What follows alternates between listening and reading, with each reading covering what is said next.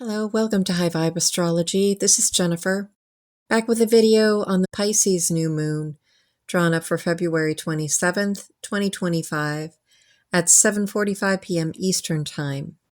Whether you're new or returning, thank you so much for joining me. Please remember to subscribe if you haven't, hit the like button, and share the messages as you feel guided, all of which are free and easy ways to support this channel. This Pisces new moon involves not just the luminaries, the sun and moon. We have Saturn, Mercury, North Node, and Neptune acting like a gravitational force field or portal of sorts, pulling us into that Pisces realm, the world of spirit, imagination, inner vision, and our soul's deepest longing.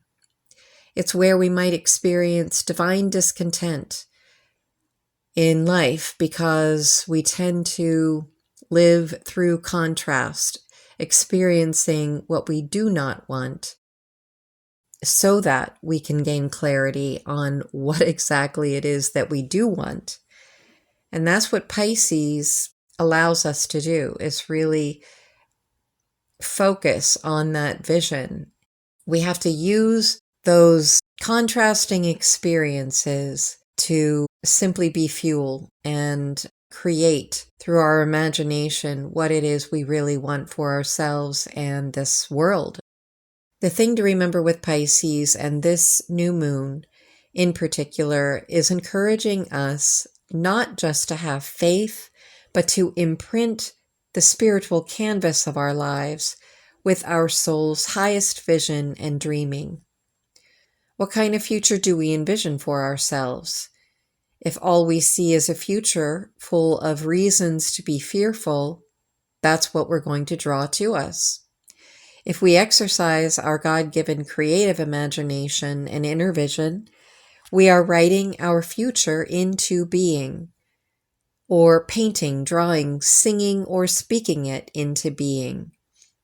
The highest vibe of Pisces is unity consciousness, understanding how connected we truly are to each other and all of creation through the divine yet invisible matrix or network, that unified field. When we really understand what unity consciousness means, we also then gain the wisdom and comprehend just how important it is to love ourselves unconditionally. We inevitably treat others in a manner that reveals just how we feel about ourselves. If we respect ourselves, we treat others with respect. On the other hand, if we disrespect or hate ourselves, we behave that way towards others. Our speech becomes hateful. We can't measure love under a microscope, but we can certainly see its effects at work. We can't still the wind long enough to examine its physical composition or put it under a microscope. But we know the wind exists because we see its effects in our physical world. Why then do we ever doubt the invisible powers of faith, hope, love, and our creative imagination? Nothing in this world would ever exist or be invented if it weren't for someone's imagination. This is the power of Pisces, and the fact that the North Node, conjunct Neptune, its modern ruler, is squaring Jupiter, the ancient ruler of Pisces, is like the Supreme Creator saying to us, I am the wind beneath your wings. I am always here to lift you up. But we also have to remember that Pisces rules the feet. So this reminds me of that well-known poem, Footprints in the Sand. And it's about a dream where the writer looks back on her life and she notices that there are two pairs of footprints. So she knows that Christ is walking with her during her journey. But during her most difficult experiences in life, she notices there's only one set of footprints. And of course, the end of the poem says, that is when I carried you. So we think that we're alone, but we're not alone. And it's during the most difficult times in our lives when the ascended masters, Christ or whoever it is that you believe in, that you talk to, that you go to for support, that is when we can lean on the actual relationship, personal relationship we have with our spiritual family. But whether we're talking about flying or walking, the message is the same. It's time to relinquish the old way of perceiving our physical world so that we can envision the world we truly want.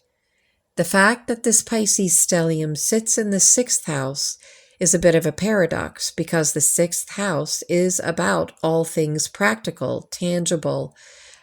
It's the mundane world, the day-to-day activities, the details of our daily reality. It's also health and well-being.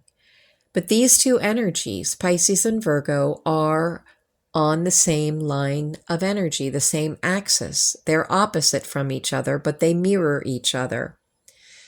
And where these two meet is the place where miracles happen. Because Pisces in Virgo's house, this sixth house, is also the house of harvest.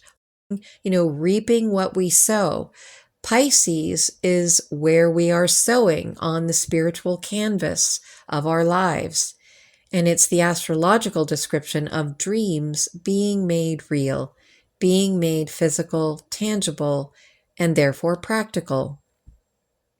Add to that the fact that we have Saturn in this group, this stellium of Pisces, which is the planet, Saturn is a planet of concrete reality.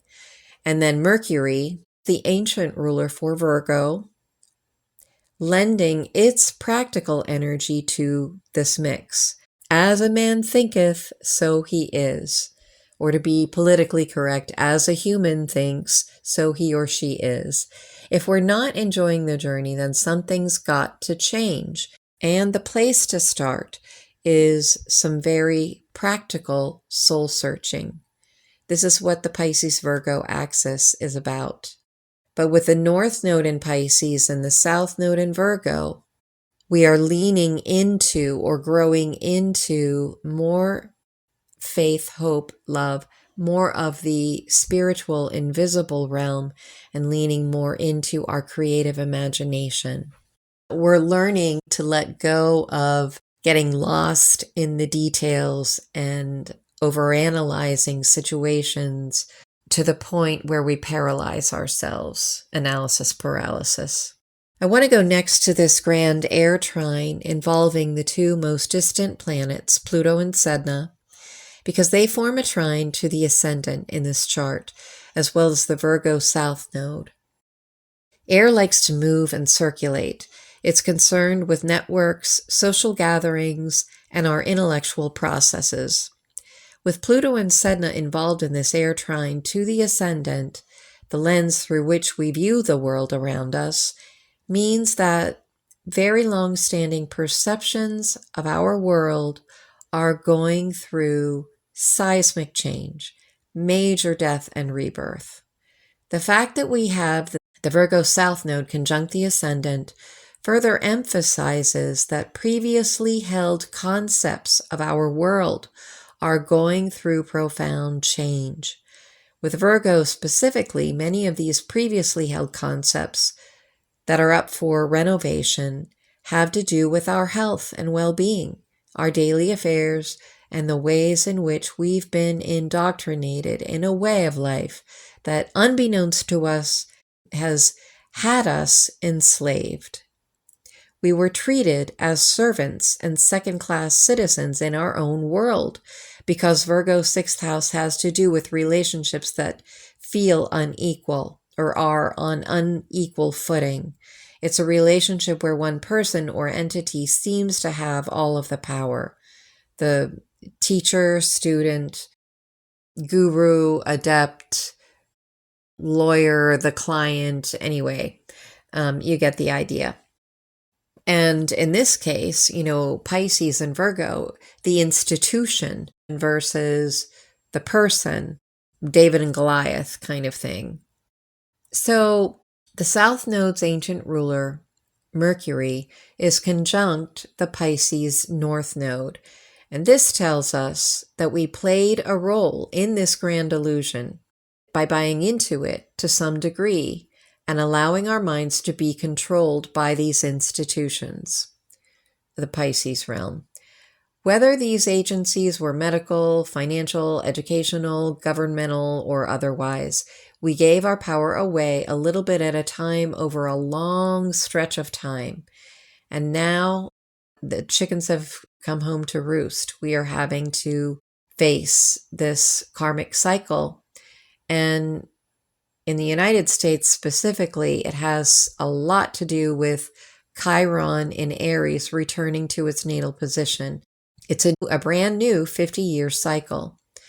But the sextile between Mercury and Uranus is emphasizing that there is an awakening of the mind taking place and a sea change from previous mindsets to a brand new perception of our world as this light dawns. Now we're discovering just how many ways we've actually been betrayed by the very agencies and institutions we thought we could trust. We thought we had put into power ourselves. The good news is that we are finally addressing the grand illusion of it all. Saturn in Pisces is administering karma and restoring law and order to those who participated in weaving the web of deception that allowed for this systemic abuse of power. Mars at 17 degrees of Cancer, which finally turned direct on February 23rd, is now adding momentum to Saturn's law and order through this trine, so things will only heat up and speed up in terms of dismantling and draining this swamp. Chiron, the modern ruler of Virgo, is the dispositor of the Virgo South Node. It is itself receiving a square from Mars, its own dispositor, because Mars rules Aries, the sign that Chiron occupies. This square tells us that outer events are currently inspiring an awakening process around the issues that lead to our being so egregiously betrayed and deceived, and that have impacted our freedom and independence. What's the opposite of enslavement? The restoration of our independence.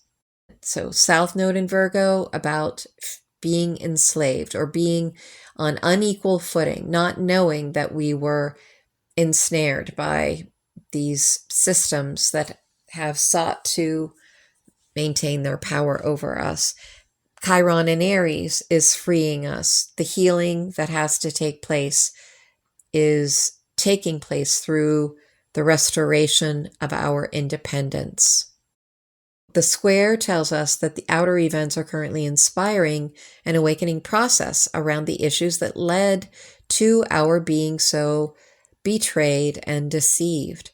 Now that Mars is moving forward again, it's currently conjunct our Sun at 13 degrees of Cancer and our Mercury at 24 degrees of Cancer in the 8th house. It's going to be retracing its steps in the 8th house and continue to uncover these massive abuses of power. And it will expose the bad actors. And it's like Mars is going to be marching right over the old manipulative power plays of these bad actors and stomping out any aggression from the perpetrators of the original injustices. I love the sextile also between Venus and Jupiter. Venus rules this chart because of the Libra ascendant. Both Venus and Jupiter signify abundance, and the sextile between them is just bringing an expansion of wealth and abundance, the multiplication of resources, which of course will lead to greater independence, Venus and Aries. So I think I've talked about most of the planets in the chart, and as we come back now to kind of summarize and pull it all together, the luminaries are leading this whole Pisces stellium. beginning a brand new cycle. So we've got a virtual vortex opening us into the infinite realm, the infinite imagination of the great creator. So let's not waste it. Instead of dwelling on all the ways we've unwittingly given our autonomy away in the past, we should never allow the past to define who we are. This Pisces new moon signifies a new day is dawning for us, and it's one in which we must embrace and exercise our own creative abilities, rewrite humanity's future by taking charge of our own, not letting the contrasting or resisting or, restrictions, anything that we're dealing with, get us down, but spending time in faith and those invisible energies that we may not be able to measure under a microscope, but we know they exist and their effects do impact our world if we allow them to. One of the subtitles in my first book is Empty Space Matters. And it's because empty space isn't empty at all. It's full of potential. And it is the canvas, the spiritual canvas that we can write on, dream upon, draw upon, paint on. This is what we're being asked to do. We need to overwrite our past and be fully present in the process of restoring authentic freedom to ourselves and to our nation. And what's happening in America right now is just going to kick off a domino effect around the world. It is absolutely going to bring freedom to other nations who will follow suit as they reject the shackles of their own criminal bureaucrats. We're going to see these dominoes fall pretty rapidly now that Mars has turned direct. And with this Pisces new moon, it's extremely important that we don't just unplug from the false matrix. We also have to consciously plug into the Creator's invisible network that connects us all in unity. It is the unified field that connects us to each other and to all of creation. And all that we are going through now, all that we've endured in the past, and the choices that we make on a daily basis right now are for the sole purpose of knowing ourselves and our own life through the lens of unconditional love. So that is what I have for you. Please stay tuned for the frequencies, and I look forward to being with you next time. Bye for now.